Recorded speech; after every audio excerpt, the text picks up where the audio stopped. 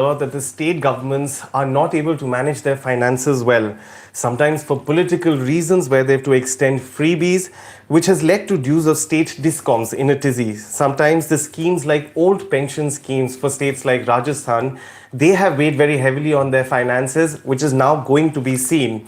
To talk about all of this and what is the way forward for state finances, joining me is Radhika Pandey, our expert. This is Macro Sutra. I'm Shubham Batra. Without further ado, I'm going to start with a list of questions that I have prepared for Radhika today on the situation with state finances. It's entirely based on her column that she's written with us today on the state of state finances. A link of that will also be shared with this video. The very first question, Radhika, I have for you is, what has gone wrong with the state finances? Why are we talking about this issue now? And what are the main reasons why something like this has come up? Yeah, so if we generally look at the state finances over a medium term, what we've seen then the states have generally been fiscally prudent. Their fiscal deficit to GDP ratio has been below 3%, which is what is mandated by the FRBM legislation. But there have been certain instances where they have deviated from their targets, primarily because of two reasons. One is some states have given farm loan waivers, and a more prominent reason is the deteriorating financial health of power distribution companies, where the states were asked to take over the debt of the power distribution companies, and so that has resulted in deterioration of the finances of states prior to COVID. Now after COVID, it's quite understandable. We saw in case of central government also that the finances have deteriorated. We saw that their fiscal deficit rose from around 4 to 5% to almost touching 9%, more than 9%. And same is the case with states also, because their revenues collapsed and the expenditure, both committed expenditure and expenditure on health, education, medical expenses has increased. So that is the reason why states have become vulnerable, and we see that now there's a renewed discussion on talking about states' vulnerability, as the RBI paper in its bulletin also talks about. So that's the reason. And the other reason is the increasing tendency of giving freebies. So that's also causing for some states, so while some states may be fiscally more prudent and they may be in a position to give those freebies, but there are some states who cannot afford, but still they are going ahead with these kind of populist measures. And while it may not have an immediate impact, we will see that going forward in the next 3 to 4 years, situation can become quite vulnerable and can lead to a fiscal disaster. So these states that you've spoken about, which are these top 5 states that have seen their finances deteriorating after COVID especially? And the other question that I have for you is that what are the indicators that sort of suggest that whether a debt is sustainable or not sustainable, or sort of indicate that the situation with the state finances is actually turning bad? So there are a host of indicators to look at to assess the health of a state, the fiscal health of a state. But first, if we just look at the findings from the RBI, and then we will extend that discussion further. So according to the Reserve Bank of India, they have identified 10 states which are fiscally vulnerable, and out of that they have identified 5 which are highly stressed, and those 5 states are Punjab, Bihar, Rajasthan, West Bengal and Kerala. So they look at a host of indicators, which is debt, what's their debt to GDP ratio, and their fiscal deficits to GDP ratio. Right. Now, these are the 2 indicators for which the 15th Finance Commission has provided a glide path. Okay, so the 15th Finance Commission, as we know, provides recommendations on the shareable taxes, that how much the tax revenue of the central government would be shared with the states. And they also, because after COVID, there was a deviation from the fiscal deficit as mandated in the FRBM legislation, they have also given a kind of a indicative gradual glide path, over the next 5 years, how the deficits should come down, how the debts of states as well as the central government should come down. So if we look at that glide path, and we look at the states' journey of whether they have been able to follow that glide path or not. Based on that, we see that these five states are particularly not able to meet the glide path. They are far away from the ratios that the Finance Commission has prescribed.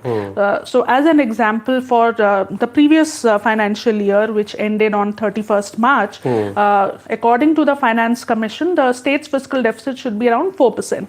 Now, if we look at these 5 states, with the exception of West Bengal, most of these states have exceeded their fiscal deficit targets. Now, the point to note here is that the analysis should not stop here, or the discussion should not stop here.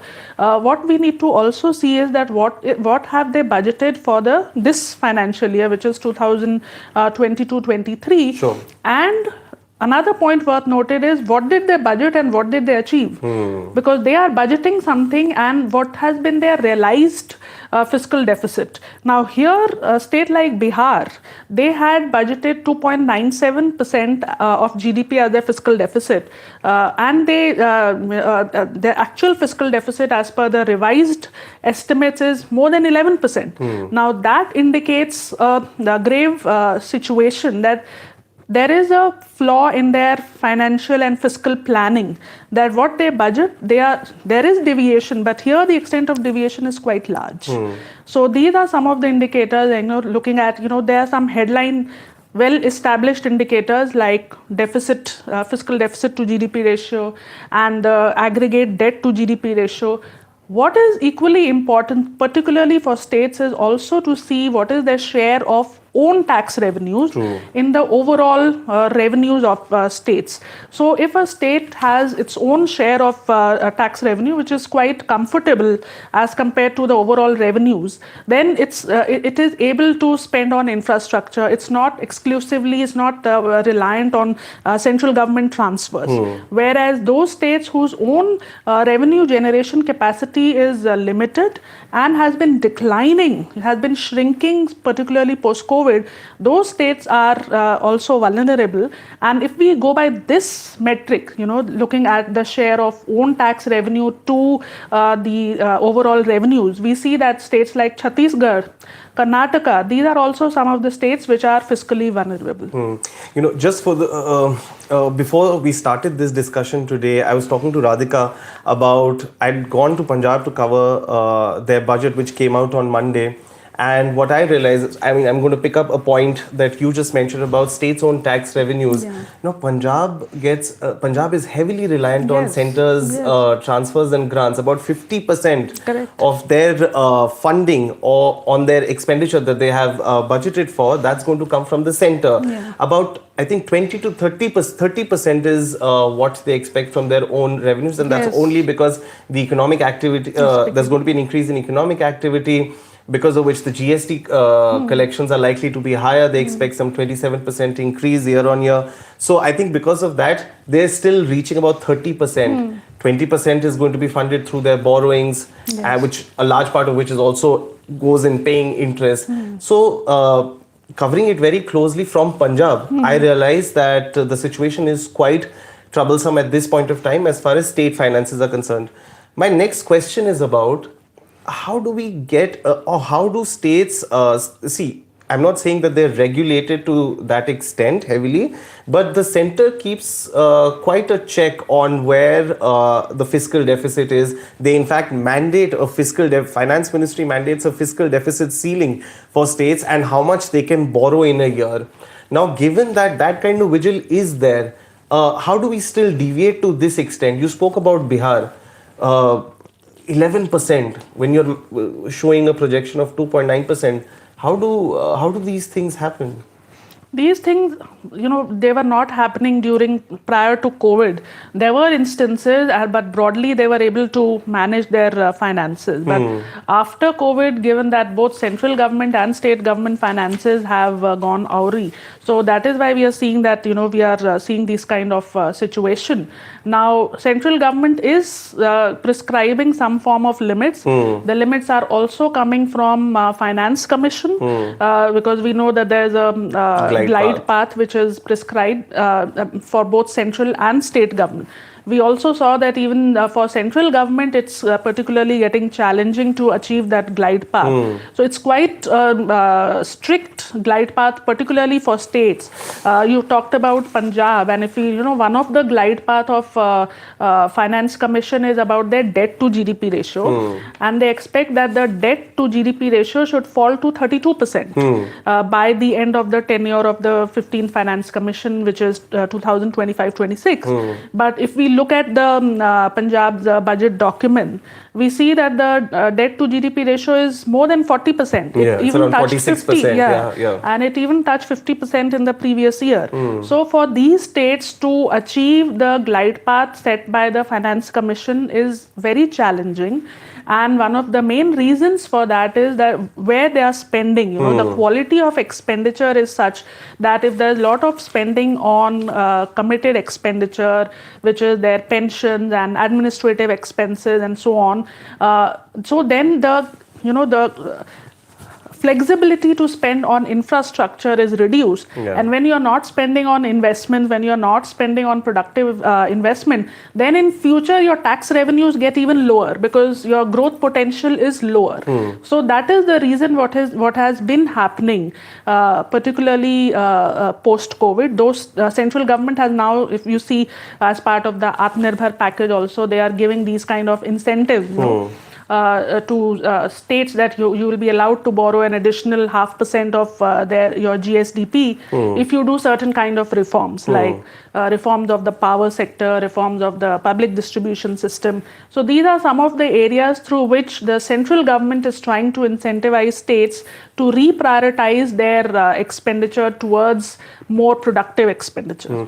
No, you're right, because I was going through the RBI report on which your article is in fact based today, and they said that for some of the states, their committed expenditure is 90% of the overall expenditure. So it leaves only that much space to employ for capital expenditure, which has a large multiplier effect, as we've been talking about.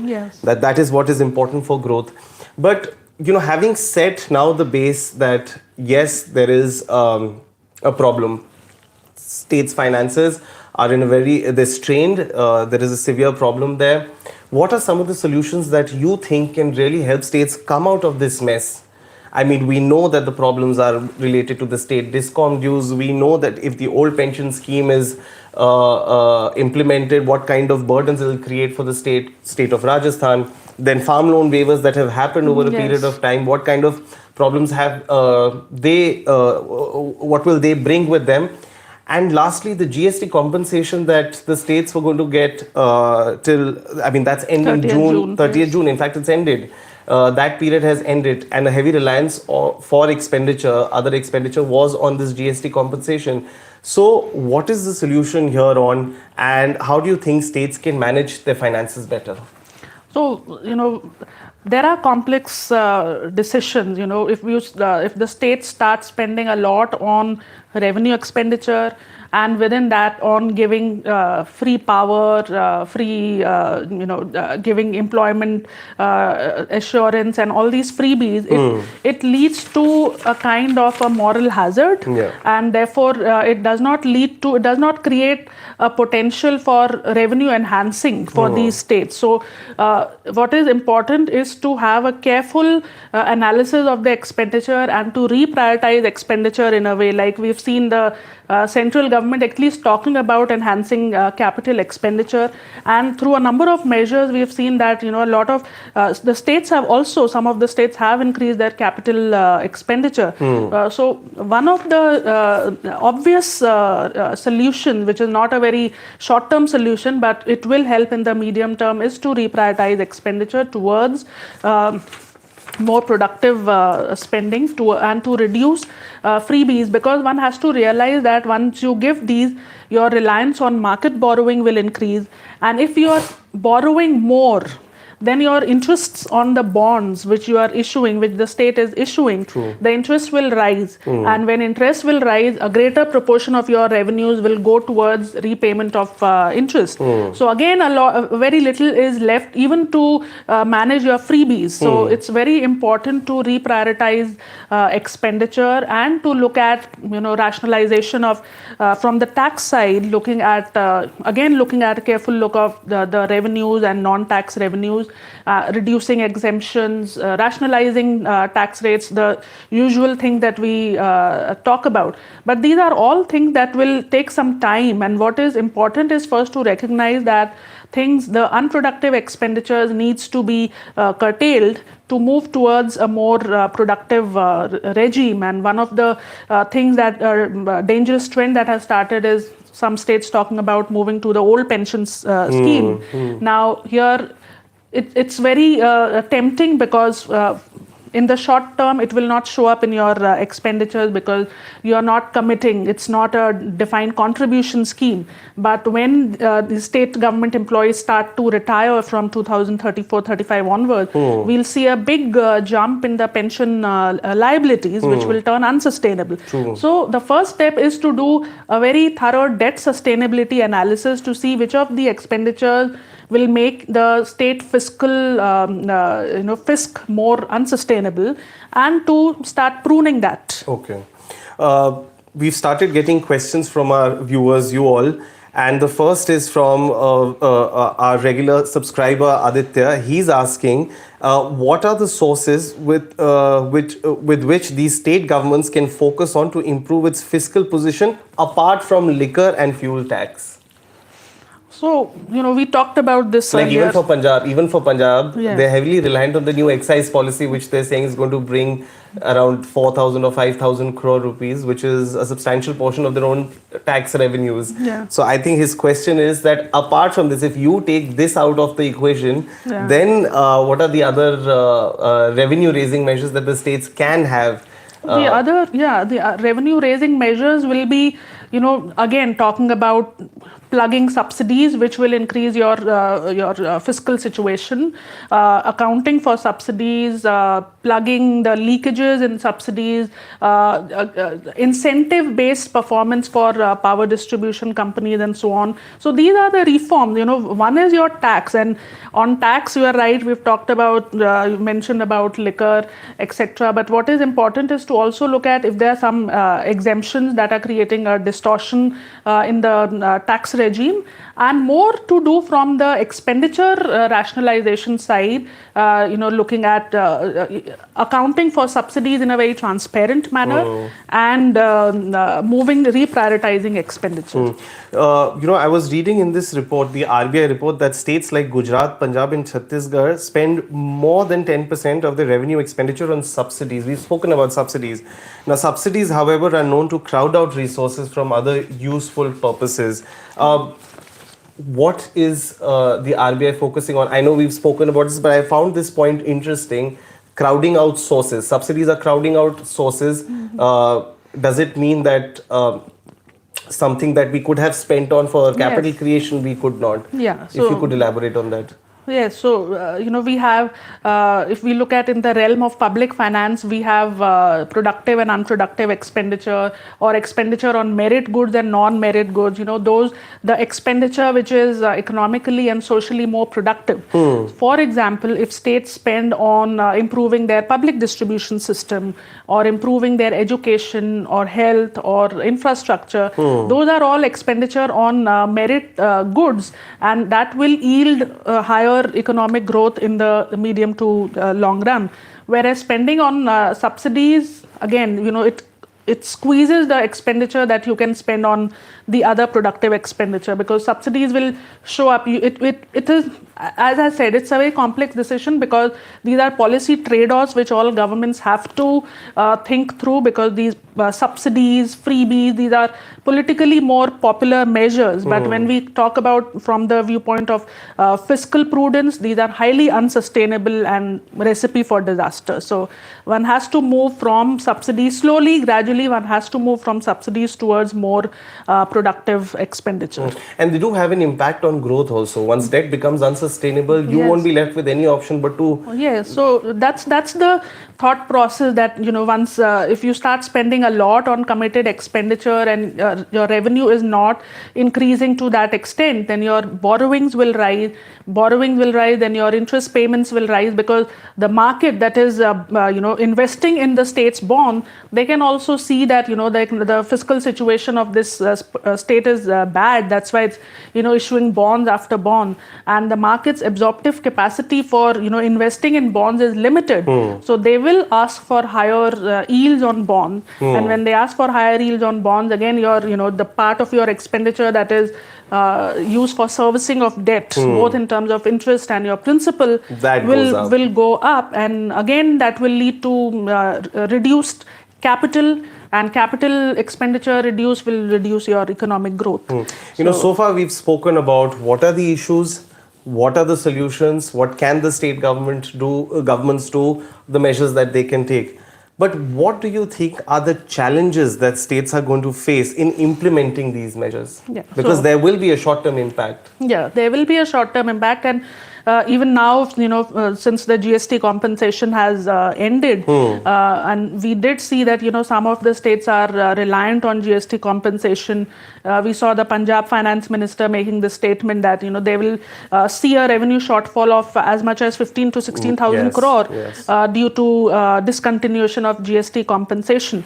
So there is going to be a short-term challenge, and that challenge is both for the central and state governments, because what we are seeing is that because of the economic downturn, the GST, the cess which was imposed for the purpose of collecting compensation, that also fell short, and even the central government had to borrow to pay compensation to the state government. So it's a challenging time for both the central government and the state government. But what is important is to not, that we saw in the previous article also, to not lose sight of sustainability, fiscal sustainability, to compare your interest rate, your real interest rate with your growth rate. And if your growth rate is lower, interest rate is higher, that means it's a sure shot case that your the finances are getting unsustainable.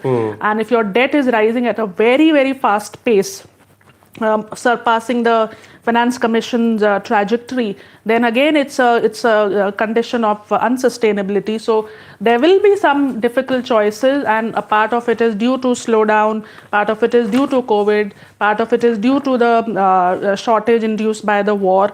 But in the medium to long run, the emphasis has to be on sustainability, even at the cost of making some politically difficult choices.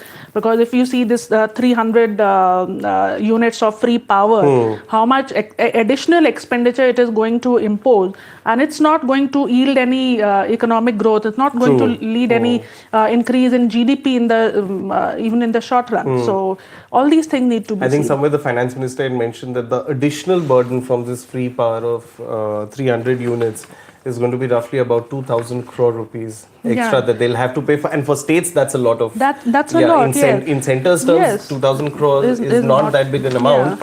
But when you see state finances, even 2,000 crore can create a huge dent in finances. Yes. And when you see this as a percentage of their own tax revenue, it's a big number. True. Because as percentage of your own tax revenue, which is already limited, and if you're spending a lot of that on freebies, it creates problems. Because as it is, your own tax revenue capacity is limited, and a substantial chunk of that is going towards freebies.